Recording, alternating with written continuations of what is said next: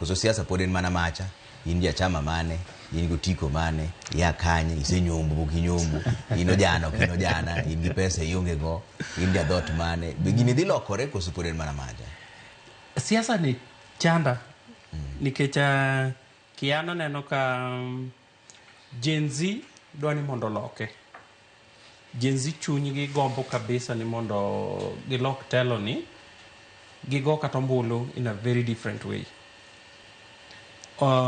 Sana sana ka ok gibedo controlled kata ka ok gibedo guided in the right way, matiende niya ok wanyal do away gi jomo osebedo kata jodongo, nikech nyaka gi guide jowa matindo gi. Nitie iwacho ni jaduong' gimoneno kubet piny nyathi ok nyal neno kata the mount mane.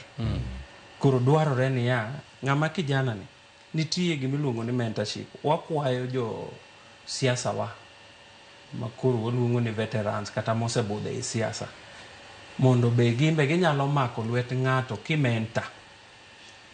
Imenta kata ng'at mo matin nikech gine riekowa kaka jawacho ga pile phrase no mora kabisa. Gine riekowa wato wane ngufu gi. Gen Z kogo kura samoro ka be odhi ogo kura kaka giparo ni ginyalo go gaga kura samoro ginyalo mes ma ok ging'eyo. Emomiyo wagombo ni jodongo miyo gi direction.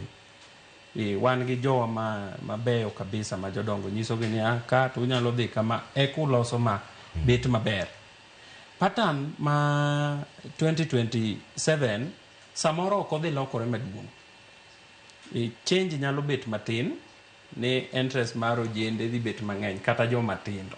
Dhi temo ni mondo gilawre gi these seats. Koro gima dhi determine ni idwaro bedo telo nikech ang'o. Ok wadwa bedo e telo nikech riembo ng'ato wuok. Wadwa nwa bedo e telo king'e niya jopiny nigi expectations mang'eny kodi. Jowa sani osesomo, ji graduate every year to gi graduate in thousands. Ji ng'eny and they are outside.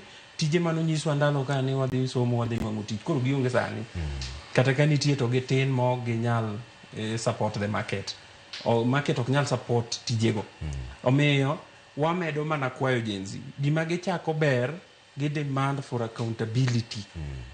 Kendo kaka gidemand ka gik ma gidwaro nyalo timore. To be aparo ni gidhi beta beta mamor kata the pattern odong' mar voting nikech ento ukabila ni akia kaka biro timore. Ndalo moko aparo ni nyalo rumo.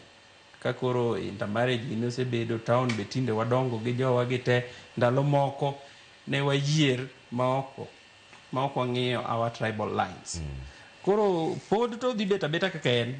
Japiny to sani e wang' nikech gik moko matimore to nitie ga sama koro chopo embe koro chako ng'iyo ni to koro ang' nobed nang'o.